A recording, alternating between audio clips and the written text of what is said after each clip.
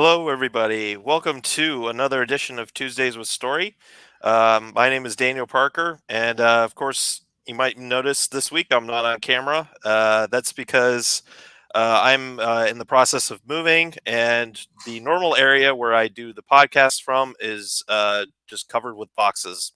So I'm doing this from my couch, and of course I'm in very comfortable clothing, so I'm really not very photogenic. I'm not very good to look at right now. but yeah, it's good to be here again. And of course, if you don't already know, I'm the writer and creator on a little comic book called Angels Awakening.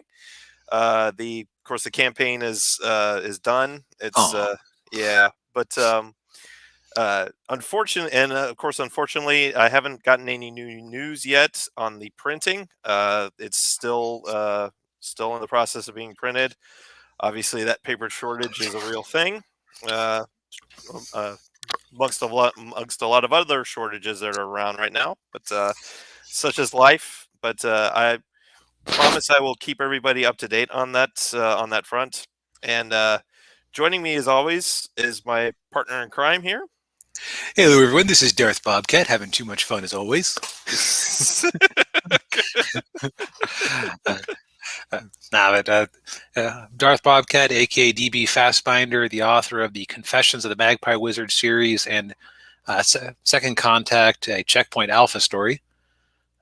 Currently making good progress on my next book, which is a spin-off of the MAGPIE series, starring fan favorite character Rose. And I'm getting very close to the end of that, which means I can then focus on getting book 3 up on Kindle, book 4 in an edited form, and then book 5 starting to write for the patrons by year end. Cool. Yeah, big stuff. So I've been a busy little bee. Yeah, and links to Magpie Wizard and Second Contact are in the description box down below. And of course, here is Bobcat's favorite part of the show. Buy my book! Buy my book! Buy my book!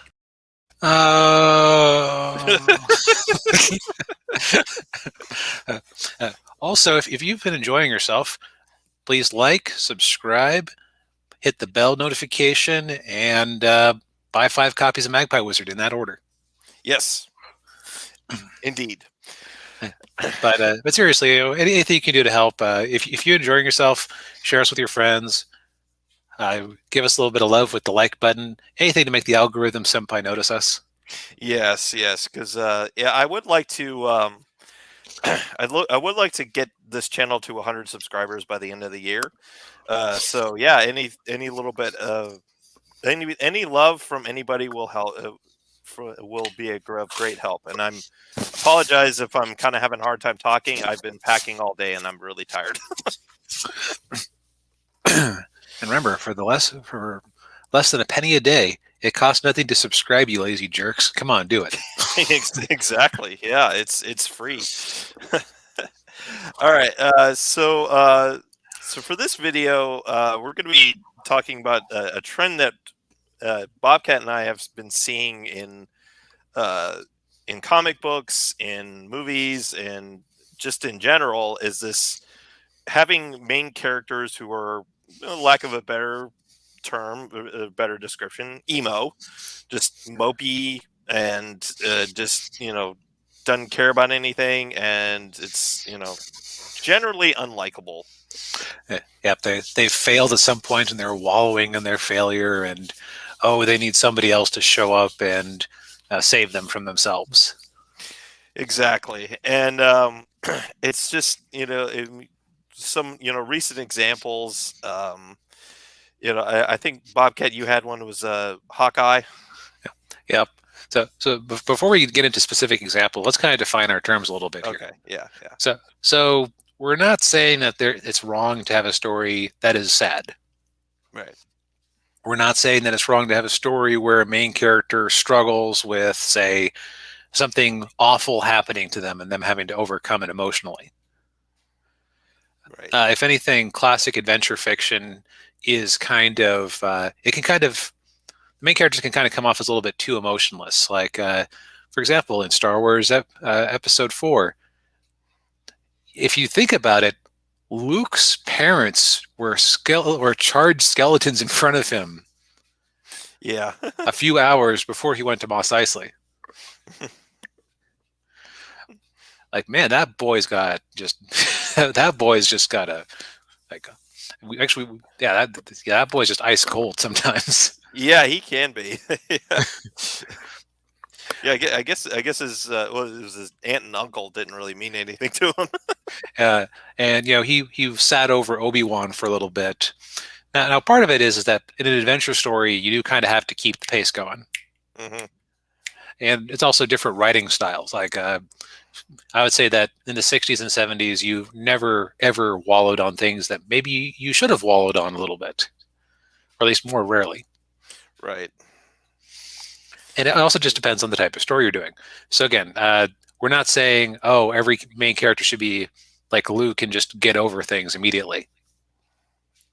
It also kind of depends on what you're exploring with the story. Like you could have a novel about a character's depression and ennui. Like there's a whole literary genre of them, and English teachers love foisting them on high school students. Yes, and I read quite a few of them when I was in high school and in college too. One of them, a classic is Catcher in the Rye. I mean that. Good God. Which I enjoyed it at the time, but it's all just kind of a matter of I am firmly convinced that genre of fiction appeals more to women, and that kind of creates the thing you've talked about where the average novel audience is women. Mm-hmm. It's a demographic thing where most often, and this is broad generalizations, everybody is an exception. So Yeah. I am not saying that this is a universal rule. What I am saying is that it seems like stories that are directed at a female audience do tend more towards emotional introspection, where I would almost call like male-oriented stuff as being more like almost problem solving. Yeah. Like you could tell a version of Star Wars where Luke is despondent for a few hours after seeing his aunt and uncle vaporized. And then Obi-Wan has to basically drag him to Mos Eisley, and he only slowly is able to carry on with the adventure. And then when Obi-Wan is destroyed, Leia did have to comfort him in the thing, which is funny because Leia had just had her whole planet destroyed. But I guess Luke losing this teacher he'd known kind of vaguely his whole childhood is more important. They even parodied that in Robot Chicken. Yeah, it's a very good movie, but there are some things you can really raise your eyebrows at. Yeah. Yeah, it's not perfect, but I mean, it's a beloved film. Yep, and it's beloved for a reason. And our advice, I think it would be safe to say our advice is kind of more applying to genre fiction, adventure fiction. Not like serious literary stuff. More like, I kind of bought a book about a guy who dresses up like a bat and fights criminals of a colorful variety. Maybe I don't want to watch him have Catwoman leave him at the altar, then he symbolically throws himself off a building. Thank you, Tom King. Yeah, thank you, Tom King. Yes. Maybe, Adam's Strange Adventures. I love that kind of pulpy old thing. Oh, it's Tom King in Adam Strange and his wife commit war crimes to save their planet, and they sell out Earth. Cool. Yeah. Okay. Oh man, I love The Fourth World. Oh, and it's a story about Scott Free. Man, that guy's great. He always finds a way to escape from things. And the first part of the story is him slitting his wrists to escape from life. Oh God. Thank you, Tom. Thank you, Tom King. Yeah. Basically, if you are interested in getting into American comics, I would say wait 5 years. But if you insist on trying it now, Tom King is a warning label, like the the cancer warnings on a box of cigarettes. Warning, will make you want to slit your wrists, like the characters. Yeah. Yes, best to avoid. Yeah. Yeah. And so Tom King, I can't believe I didn't think of Tom King until just now, but he's like the example of this. It's, Yeah. I think I would almost say that it's because it's easier to destroy something than to make it. Like Yeah. character deconstruction has been incredibly popular in American comics since Watchmen and The Dark Knight Returns. Yeah, and I would say in some cases not for the better. Oh, absolutely. Yeah. Because I mean, the problem with character deconstruction is that so Magpie Wizard is actually a little bit of a deconstruction of certain things. It's basically asks the question, what kind of person would end up in the kind of sexless anime harem scenario? Yeah, like because it's basically in reality where you weren't bound by TV code, or you weren't trying to extend the series for as long as you could keep making money. At some point, somebody's going to get tired of it and move on, or somebody's going to make somebody's going to confess and make a overt move. Yeah. And enforce the issue. But yes, so basically, I kind of ask a Magpie Wizard, okay, what kind of a personality type could actually end up in the orbit of some kind of nice guy, and what kind of personality type for a nice guy would actually result in him kind of noticing this but not wanting to hurt anybody's feelings?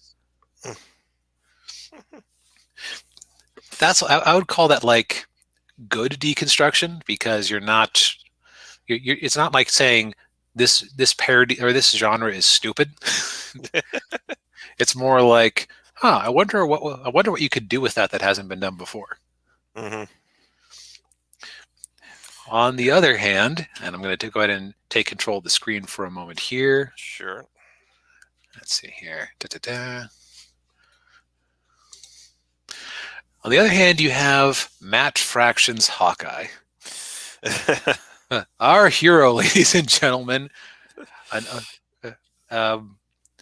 a beat-up millennial drinking coffee, probably cold coffee from a pot, while his teenage sidekick does the work. Jeez. Who is also named Hawkeye and is a better shot than him. Of course she is. Also, she's the brains of the outfit. It's like you almost wonder why is he even there besides making her look good? Yeah.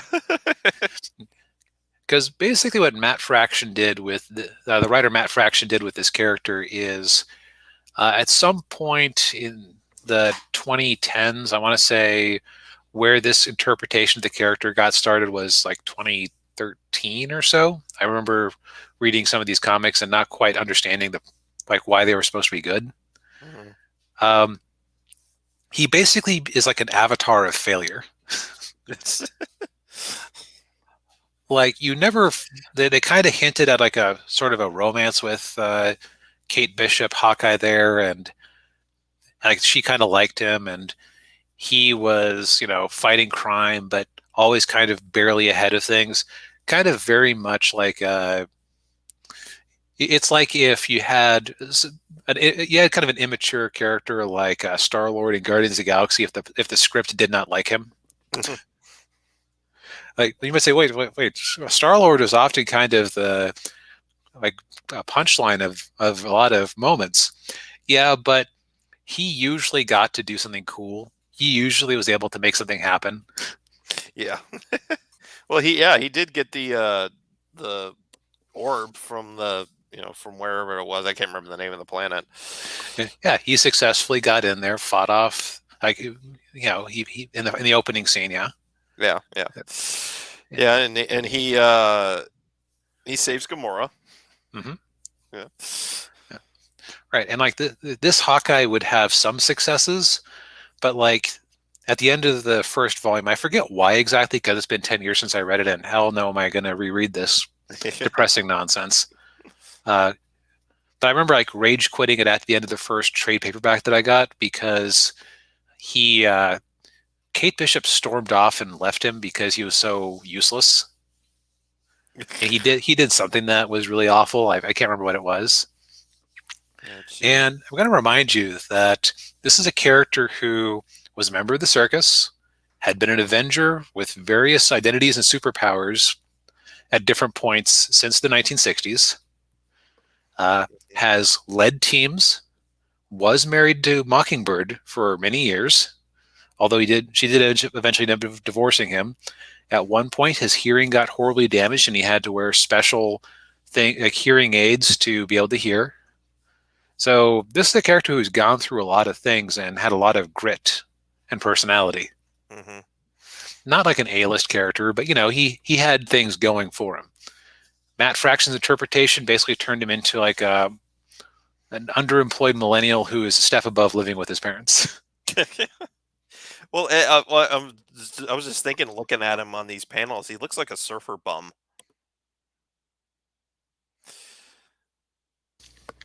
That's a good way to put it. It's like, surfer bum is a good way to put it. Yeah. Like I don't even remember what he was doing for money. I think he might have just had some sort of trust fund from Tony Stark or something. That's just rampant speculation because he definitely didn't have a job. Oh, gee. He was just like somewhere in California and going out there to fight local mobsters with his bow and arrow ? No, jeez. I couldn't. That's not the story being vague. That's my memories being vague. Okay. But yeah, you can just you like even with that kind of scratchy art, you can feel the grunge and dirt in his apartment. Like you've got some nice little specks of gross stuff over here next to his probably half-washed spatulas. Yeah. And it's like those specks look random, but they're like you're supposed to feel the grunge. Mm-hmm. And you wonder, like, how long has that coffee been sitting there? Probably the whole day. Yeah, he probably made a pot in the morning, probably poured out a cup into an actual cup earlier, and then just forgot about it. And then it's like, well, I'm kind of thirsty right now. It's like, do you feel good looking at this guy? Do you think that he's going to actually accomplish anything? No. And that's the thing is like you can go way too. It's one thing to like just a counterpoint. Classic Spider-Man story is Peter Parker down on his luck. The Daily Bugle isn't buying his photos. Something's wrong with Aunt May. Whoever he's dating at the time is angry at him because he stood them up to go fight the Scorpion during their date. Mm-hmm. But you never whenever he put the costume on, it all like would click together for him. That was always kind of the tragedy, is that Spider-Man's life would go well, but Peter Parker's life would suffer. Yeah, and that's kind of true for pretty much every hero that has a secret identity. Like whether it's maybe not Superman, but like definitely Bruce Wayne. Like he was always when he's Batman, like he's that's when he's at his most successful, and then when he's Bruce Wayne, he's just a he's a playboy billionaire, sure, but he doesn't have anybody in his life except for Alfred and one of the Robins. Yeah, right. Although they've kind of built up a whole Batman family to the point where it's like, okay, there are like 20 costume adventurers running around Gotham City. How is there still crime? Yeah. At some point, you'd think the criminals would go, we've got the Signal, at least 3 Robins, Nightwing when he shows up in town, Huntress, Batgirl, Batwoman. That's here. Sometimes the Outsiders come to play, and they have superpowers. Crap. Yeah. But yeah, I think kind of where we're going is like you have to have a sort of balancing act. Like if your character is going through hardship, like in one aspect of their life, they have to be having like some sort of what's the having happy times is what I'm trying to get at. Right. And you can go too far the other way too, because, you know, this might be the most pandery, lame series that I've ever watched to completion. And I mostly watched it with a friend of mine because we started watching a couple episodes. We kind of got hooked on it. Not like in a good way, in a sort of what are they going to do next way. Uh, So it's like if this is a typical, yeah, if this is a frequent big two American comics thing to want to just tear down your main character, and like with this Hawkeye, it never felt like he really earned his successes. It was always like, whew, skin of his teeth. mhm. This guy, it's like, oh, well, darn, says God, you weren't supposed to die. When that truck hit you, I think it was a truck, or it was like some sort of some disease. I don't know. I can't remember. I haven't watched this in years. Oh darn! You died there. I guess I'll compensate you by giving you another life in another world. Okay, cool. And we'll give you this smartphone, and the smartphone will never run out of battery, and you can, you can't communicate with anyone in the old world, but you can look into the old world, and it gives you ultimate mapping ability because so you can tell where things are going. Okay, cool. And you think, okay, that's like a unique artifact. He's going to have to figure out how to use his mapping techniques to, make his way. Oh, and also, I'm going to make you super powerful. You're going to have superhuman strength, and so in this world, most people get one magical affinity out of the four elements. I'll go ahead and just give you all four. Oh, jeez. Yeah, what did he do to deserve all of that? Yeah, like it's like, man, yeah, if that's what theology is like, where if you die unjustly, you just get another go around of it in a fantasy world full of waifus. I mean, shoots. So much for the problem of evil. Yeah. Makes you wonder what this God does, like for people who like die slowly of cancer when they're children. Like it's got to be even better than this, you would think. Yeah. Oh, jeez. But yeah, let me tell you. Ask me, what are the stakes like in this series? Yeah. Well, yeah. What are the stakes? There really are none. So this is kind of like the inverse version of that, where where with Hawkeye, it's like, oh man, skin of the teeth. It doesn't feel like you actually earned your victory. You kind of lucked into it. You're so pathetic that I can't believe you'd ever win. Here, it's like, okay, so who doesn't like you? Villains mostly, and they frequently die or run off because I'm more powerful than them. Okay, which of these girls likes you? Yes. Yeah. And what do you have there? Well, we've got a tiger that can turn into a giant riding tiger. That belongs to this girl here, and we've got these twins who have who have different magical talents, but they're not as good as mine, of course, because I'm the main character. So then none of them can actually be better than me at anything. Yeah. And I forget what her deal was. I think she was like a swordswoman. I guess she kind of has like a samurai look, so that makes sense. Yeah. But still, it's just like you got to find a balance. The main character's life has to have some roadblocks in the way. It has to, but you also have to not think that the main character is a complete doofus. Yeah. You have to actually be able to respect the main character and think, it's like there's got to be challenges, but they got to be challenges that feels like the character can overcome. Because, weirdly enough, this character's powers feel almost as much of an ass pull as Clint Barton in this series' minor accomplishments. Because of the baseline you pull, or you set. Yeah. Jeez. Yeah, it's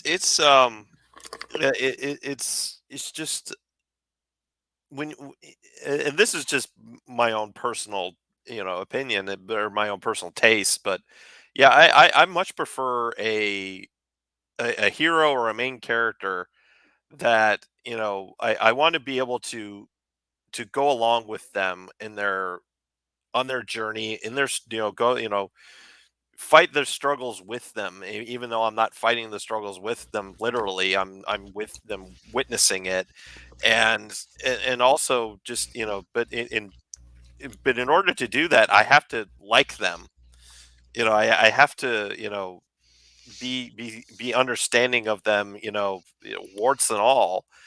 And if you get somebody that's just a mopey, sad, mopey person who just you know hates the world and is just is just a loser at life, like unless it's a comedy, I'm not going to be interested. Yeah, and I'm going to say this isn't the worst starting place for a main character, Hmm. but you'd have to set it up properly. Like, let's see, I forget. I don't think that there was actually any particular impetus for this devolution. I don't know if he just had a mental breakdown or if Matt Fraction just decided to totally reinterpret the character or what. But let's say that he was married to Mockingbird for a while. She showed up again because apparently the one who had died was a Skrull. Ah. And so she'd been on the Skrull planet in stasis for years. She shows up and maybe he wants to rekindle things and she just shuts him down. So he's feeling bad after his ex-wife who, he finds out the one who divorced him wasn't even his wife. Yeah. Jeez. Like I could understand him feeling bad, or if you actually, I don't know if Clint Barton would be a good one to have be this much of a sad sack, because as an Avengers staple, he was always like Mr. raring to go in there, even though, so what are your powers? Well, I'm Thor, the god of thunder. I have an invincible hammer that can smash anything. What are you? I'm Captain America. I personally punched Hitler, and I have a shield of completely indestructible metal. What are your powers? I'm Iron Man. I wear a super suit that makes me almost as strong as Thor. What do you do? My name is Hawkeye. I shoot arrows and arrow accessories. So it's like, you got to have some stones to be on that team. Yeah. It's He is not the person to have a lack of confidence. No, that's exactly. Yeah, he's got to be he has to measure up to the other ones, and so he's got to be just you got to ratchet that machismo up to 11. Yeah, and he like, at one point they gave him some of Giant Man's size-changing gas, and he became Goliath, and he lost that and still said, "You know what? I knew what it was like to have superpowers for a bit, but I'll go back to the bows and arrows. Why not?" Yeah. I don't need those to keep up with Thor and Captain America and Black Knight and all these other guys. Yeah. Don't need, best not to dwell on it. Yeah. And I only bring this up because it's just the more I think about it, because I had read this comic, tossed it away in disgust at the end of the first volume, and not like literally because I bought it on Nook, so it's still on there digitally. But you know what I mean, like just like hit the end of the first volume, got super frustrated with him, and just said, you know what, no volume 2 for me, because whatever little growth you had, you tossed away by being stupid somehow. I forget what stupid thing he did, but it was just like, oh, come on, dude. Why would you do that? Yeah. I say like a good book makes you love the character, a bad book makes you hate the writer. That's a good way of putting it. It's like the writer's almost like a magician working behind working behind the scenes, and if you see him back there, something has gone wrong. Yes, pay no attention to the man behind the curtain. Now, let's go in a bold new direction here. I don't think I've ever seen a YouTube video talking about the failings of this particular movie, which is just astounding. Like, certainly no hours-long essays discussing it. Yeah.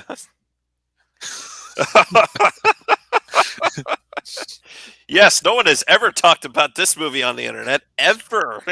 Ever. Truly, we're going a bold new direction with this. Uncharted territory. So, The Last Jedi. I want to focus for a moment on Luke here. in this particular movie. And let's leave aside some of the more questionable things. Like let's just go with, okay, fine. So Luke wanted to kill his nephew. Luke's Jedi Order was destroyed. Luke went to a planet there. And I guess the question is, why why is that fun to have Luke just want to go off to die? I think he even explicitly said that he went off to die. Which didn't make sense. Well, if he wanted to go out there to die, then why is he drinking green milk from a giant alien teat? Right, that calcium will keep you alive longer, man. Bring on. Yeah. Well, and if you're out there to die, like, why are you just sitting there wallowing in your misery? Why aren't you doing something useful with yourself? Yeah. Yeah, it doesn't yeah, it didn't make sense, and it still doesn't make sense. Yep, and I'm not even like, I'm going to completely ignore prior characterization, previous movies. I'm asking, like, why is that fun from an audience perspective? Like, if you had never seen a Star Wars movie before, except maybe The Force Awakens, why is it fun to have an old man sitting on an island wanting to die? It's not. Right. Yeah. Yeah, and well, I will say, like, the fundamental, like, I had a number of issues with the movie, but like I kept waiting, like, the entire time I was watching that movie, for the first time. I kept waiting for the moment when something would click with Luke, and then all of a sudden he and Ray would hop on the Millennium Falcon and then head off to fight the First Order. Like, I was waiting for that moment. Like, I kept waiting, like, okay, when's that gonna happen? Because I mean, I've seen it in movies where you have a character like Luke who's just like, oh, I'm not doing this anymore. But then, they get somebody convinces them to do it, or they're reminded of something, and then they go off and then do what they have to do. And I kept waiting for that to happen with Luke, and it never freaking happened, or it happened at the end of the damn movie when it really didn't matter. And the only bit of consistent world building with the Force in those movies is that if you use Force projection to project yourself to another planet, you die unless you're a Force dyad. Because that's Exactly. also what killed Leia. Yeah. Yeah. Just, oh, jeez. I just, oh. Yeah, and that's like a. And that's like a. Here's the thing. I'm just ignoring like the personality of Luke in the other movies. That's a hell of a thing for a character to go through, to be told, okay, you're the torch that will relight the galaxy, or you're going to bring back the lost Jedi Order, and then to just completely fail. I can understand a guy in that scenario just kind of walling himself off like that. Yeah. Yeah, I do too. And, but then, of course, but at a certain point, you got to think, like, he would get his, sack up and do what he needs to do. you know. Right, and there's kind of, so. Are you familiar with the Doylean versus the Watsonian interpretations of Sherlock Holmes? I am not. It's an interesting like dichotomy that I read about once. I'm not the biggest Sherlock Holmes fan, but I thought this was interesting. So like there's two ways you can answer questions about Sherlock Holmes. Like if you have like a minor like a continuity error between the various stories, or if you have questions about well, why did these later books written by another author suck compared to these? So the the Doylean perspective, Sir Arthur Conan Doyle, it's like, well, I mean, Sir Arthur Conan Doyle didn't write those later books; they're not part of the canon. Or I guess he forgot that Sherlock Holmes didn't know how to fire a gun in this story, but was an expert marksman in the next. Not that I think that's actually happened. I'm just giving like a hypothetical example. Right. The Watsonian perspective decides to just treat the universe of it as a cohesive whole. So it's just like, okay, well, all these Sherlock Holmes stories are the writings of Watson, later collected by a helpful editor. named Sir Arthur Conan Doyle. And so it's like an in-universe perspective. Huh. And so it's like, well, why did Sherlock Holmes do this? The Doylean perspective? Because the author made him write it, made him do it. The Watsonian perspective is, well, because it's in his character to do it, as seen by these other examples. So from a Watsonian perspective, Luke behaving the way he did in this movie doesn't make loads of sense. From a Doylean perspective, why the hell is it fun to watch our childhood hero mope on a planet? Yeah.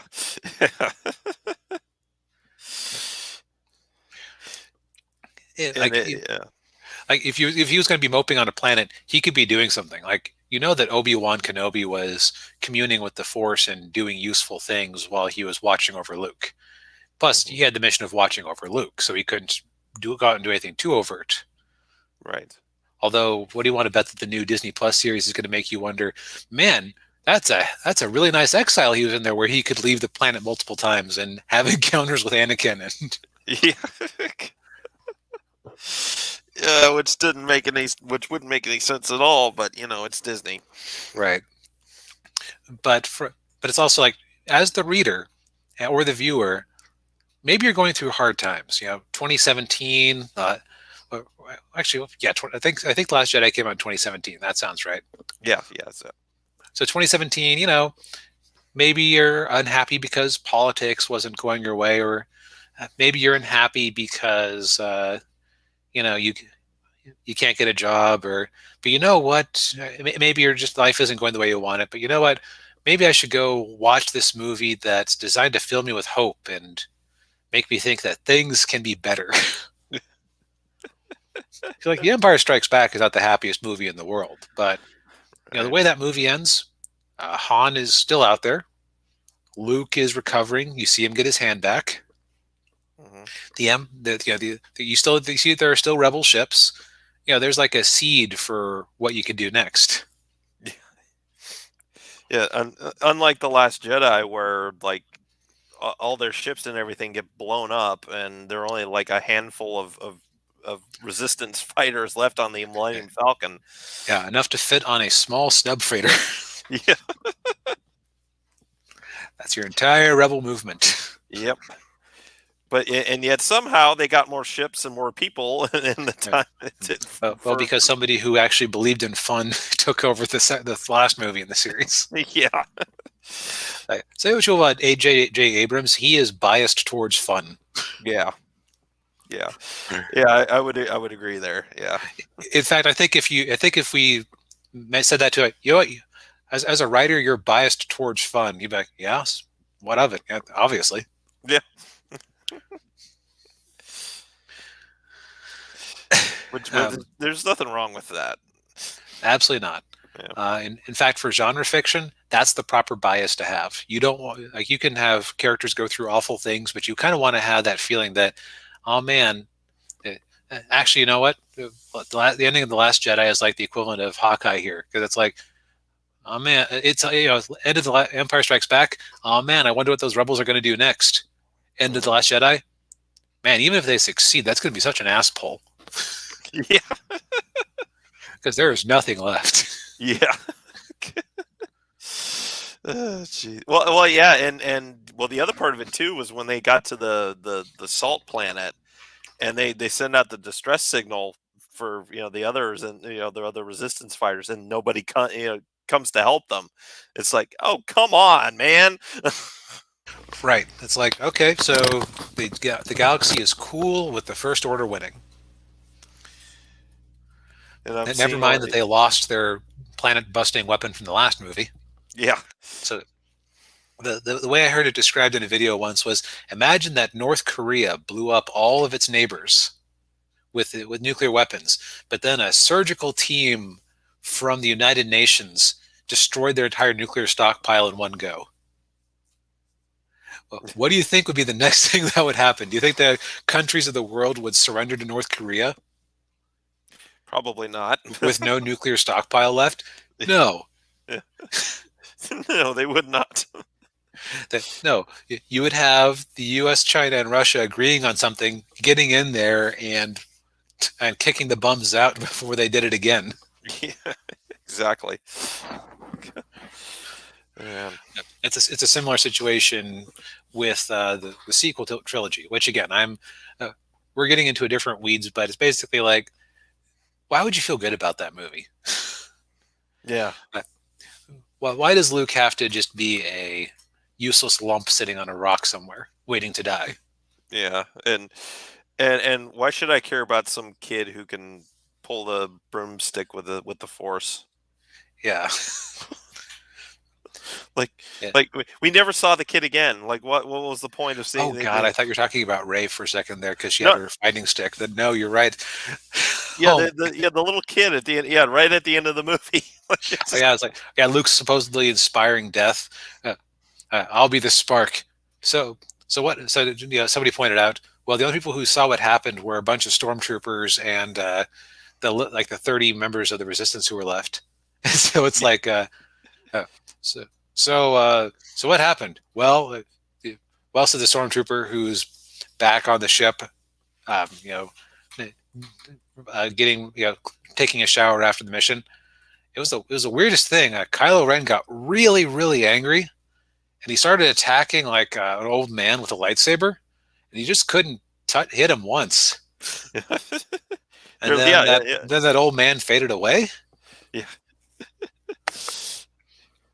Huh. Like, what? Look, man, I thought it was weird too. What were you smoking, man?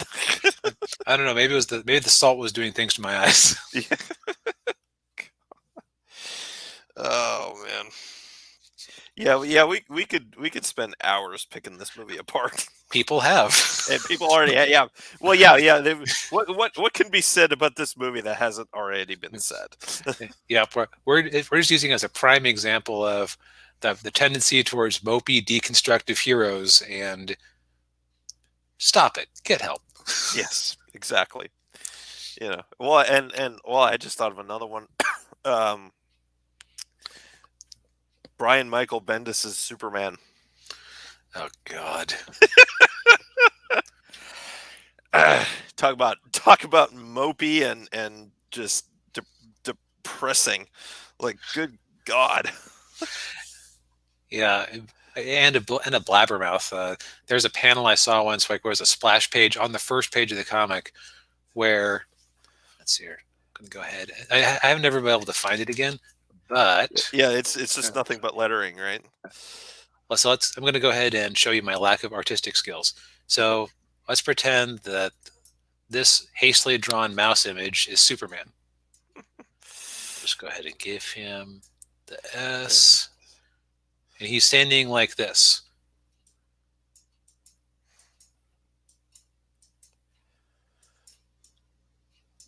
I will say this: you are a better artist than I am. I couldn't do this. Yeah, it's not awful for you. At least know what you're looking at. Yeah. Okay, so here's your Superman, and then the text balloons literally go. Let's see. Do I have the ability to? Yes, I want to fill this in. We'll go ahead and make this a nice, pretty blue. Yeah. It literally goes like this. Oh, jeez. Like this guy drew a very nice Superman, and it was mostly first flash cover on the first page, and it was mostly covered by text balloons like that. Oh, good God. I hope they informed him in advance that you don't have to put any effort into the face, man. No one's going to see it. Yeah, just kind of like draw like like little parts of him, and then leave it at that. And the weird thing is like the logical way to cover it would have been off to the sides like that, right? So you would still see, Superman's. I think he was confronting a villain, so.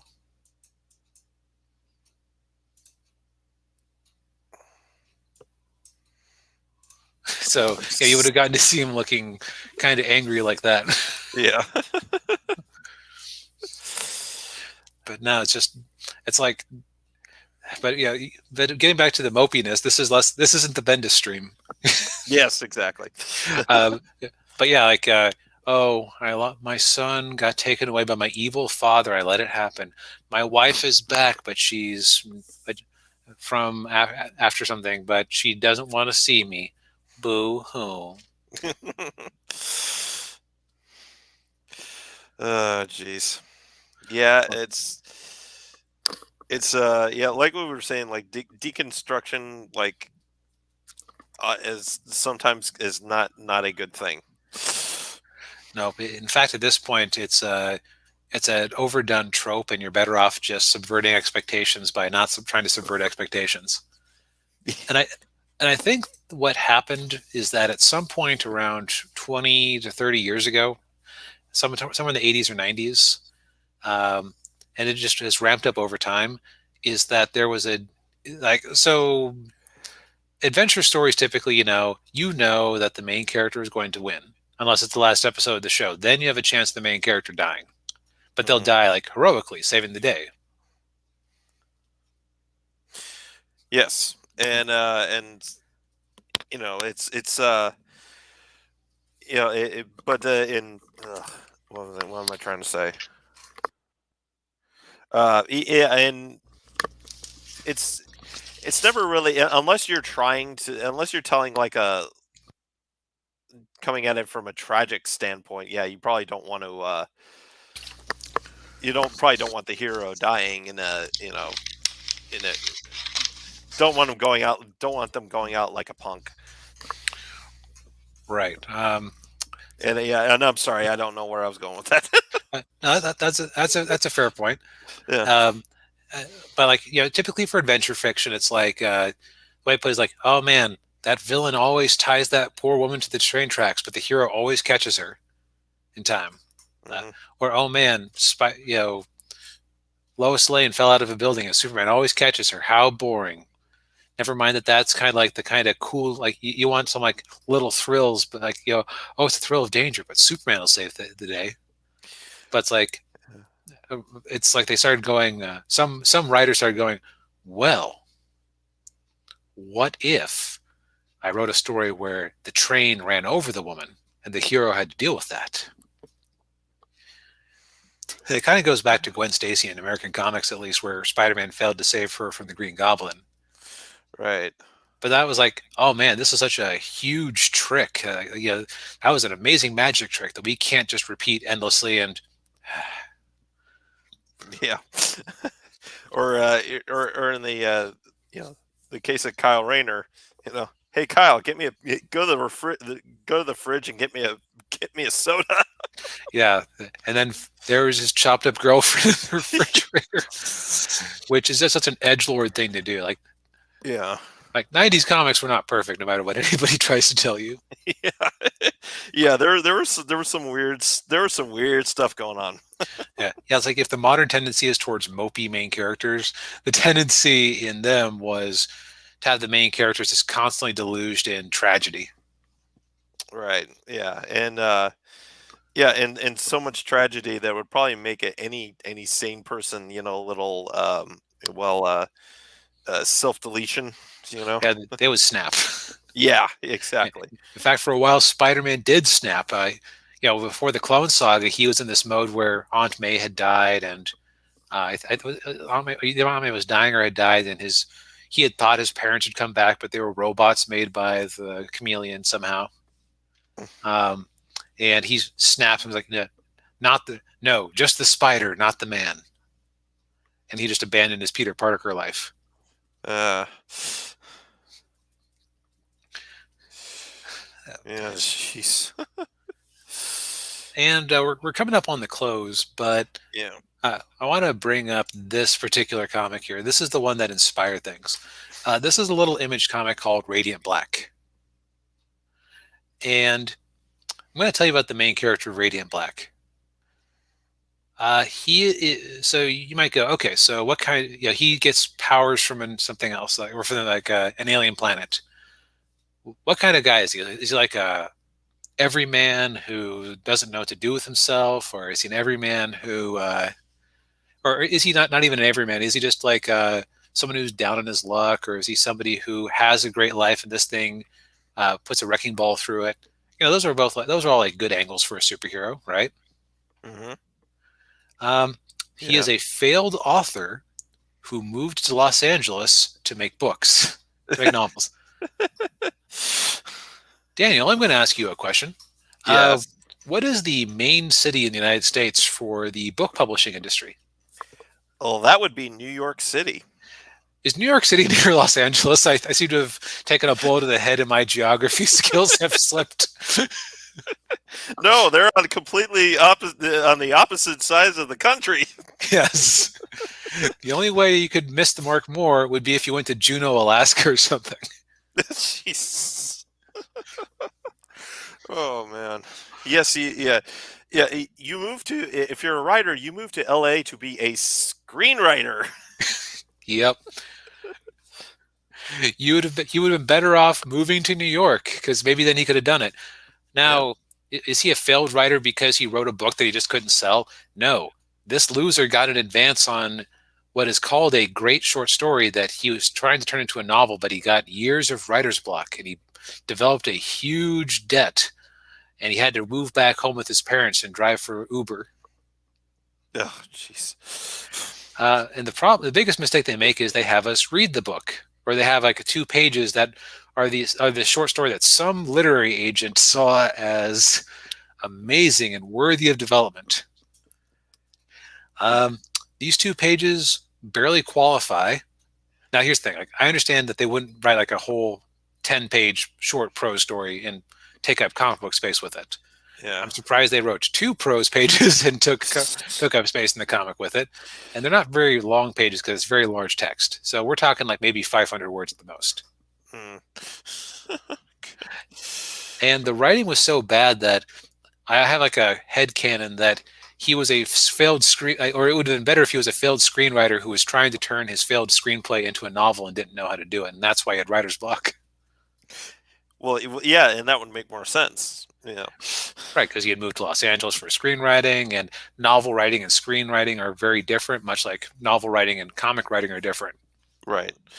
Yeah, but that, of course, that would require the writer and creator of this series to actually think that up. Yeah, and moreover, so if you're a failed hack writer who feels like he can do things and living at home with his parents, what role do superpowers play in your life, either for or against it?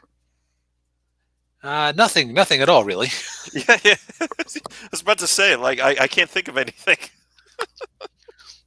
If he is a failed comic writer, which might have been too close to home for the writer of the series who has had some mainstream success with the Power Rangers comic, but clearly is not meant to make up his own stuff. Failed comic book writer, maybe he gets these superpowers and decides to write a comic book about his own adventures. Not that he has adventures. He's more like he out Clint Barton's Clint Barton in the 3rd issue, because so this is a guy who has gravity powers where he was able, like in a reflexive moment, the first day he got his powers, he was able to catch a oncoming locomotive, gravity it up into the air, and then place it back on the tracks, having brought to a complete stop, which was a pretty cool set piece for his powers, right? Right. Yeah. And he flies out because he sees like somebody tweet locally like, "Oh no, my car is broken down." So he flies out there and proceeds to F up their jack because he lifts the car with his gravity powers. Like, do you know how to change a tire? No, but I can hold up the car, I guess. Yes. And then he proceeds to drop the car, destroying their jack. And so he just picks up the family and flies them to wherever they're going. Never mind that they'll have to find a way back. Yeah. And this is not a comedy. No, this is. It's like to quote Jay Sherman talking with McBain, "I'm laughing already." It's actually a serious drama. Yeah. Yeah, it's yeah, when you create a character like this, yeah, you really have to kind of think things through before you put it your pen to paper, or in this case even getting the artist to draw it, because it's just, I will say the artwork isn't bad. um it's pretty Yeah, good artwork, but it's yeah, the story sounds just absolutely appalling. yeah. Like I will not be reading more of this. Yeah. I'm glad that I got it for nine. So Image Comics actually does a really nice thing where the first volumes of their different series in trade paperback form are only $10, and I got it Mm, on 9 because of Barnes and Noble. yeah. So I Yeah. didn't feel too ripped off money wise, but dang was I offended by the quality of this. Yeah. Yeah, yeah, yeah, it just sounds really, really horrible. Yeah, and why is it horrible? Because the main character was a mopey loser. Yes. Like the main character can be a loser, but they got to get over it, or they got to because you know what I would call this, like the millennial dream is to have Yeah. somebody actually need you. Yeah. Like there's a lot of people in our age range who never achieved anything meaningful in their careers, never really, they got an education they don't know what to do with, and they have a lot of debt, like this main guy. So they might have had to move in with their parents again, and they just feel like they've never progressed. Why couldn't Radiant Black be like, oh man, this amazing thing came into my life, and maybe like a little more in another world with my smartphone. Oh man, this amazing thing came into my life, and it's really, maybe I don't have, maybe I can't get my own apartment, but I'm actually out there making people's lives better. Well, yeah, and of course, the problem there is he seems to suck at doing that. Yeah, he fights off a villain in issue 2, who then comes back in issue 4 and puts him in a coma. So by dropping a building on him, which is much lighter than a 4-story building or 6-story building, whatever, I have to imagine is much lighter than an oncoming train. Yeah. His powers are so inconsistent, man. Yeah. God. He's like the Inspector Clouseau of comic books. Just Yeah, he's only as good as he needs to be, or as he needs to be for the things to happen. yeah. Uh, Jeez. And like you could even tell a story about a loser, failed writer who doesn't know what to do with himself, getting these powers, and you could even have it be like a meta commentary thing where it's like well, I mean, you're able to do these amazing things with your powers, but it's not putting food on the table, and it's not, you're making others' lives better, but you're not really advancing yourself, and make Yeah. that like his kind of hard choice. Do I go in for this vocational training thing and become a plumber, but people could die if I'm not Radiant Black. There's things you could do with that type of sad sack scenario. Yeah, and clearly the writer didn't think of any of that. No, because he just Yeah. wanted to wallow. Yes, yeah, and I guess to kind of wrap this all up, it's one thing to have a character that's kind of like a sad sack or wallowing, and isn't doing very well for themselves. But at a certain point, you kind of have to like progress the character in a way that they're not that sad sack loser anymore, and that doing they're actually being productive in either, like say if it's a comic book, they're productive in their superhero life, and maybe productive in their personal life, or something along those lines. Just having them constantly being an absolute just wretched human being isn't good. It isn't really going to be good for your story, and it's really not going to be very good for the audience or the reader to watch and read, because they're going to be like, why should I care about this person? Right. That's the thing. People. Why do manga and comics traditionally draw women and men so attractively? Because people like looking at attractive people. Why? Why do the heroes always have to win? because maybe real life is hard and we want to just, feel like, read something that just kind of affirms that good can win and uh, nothing is hopeless forever. Exactly. Yeah. It's they're meant to be inspirational, not demotivating. It's we want things to be good. Indeed. Yeah. All right. Well, I think that just about wraps it up for us. Real quick announcement. There's not going to be a show next week because I'm going to be on the road and I'm going to be in hotels and stuff, and I've got a lot of stuff going on with my move. Um, so yeah, no show next week. Oh well, we'll get him next time. Yes, well, yeah, we'll catch you all in a couple of weeks, but yeah. Again, my name's Daniel Parker, and this was, of course, speaking for Dodge Bobcat. Just want to say thanks to anyone who might have been watching or catching us on the replay, and we'll see you in a couple of weeks. Yep. Thanks for watching, and remember, don't wallow. Exactly. Don't wallow. All right. See you all next time. Good night. Wallowing is for pigs, not men. Yes. Exactly. All right. Good night, everybody. Good night.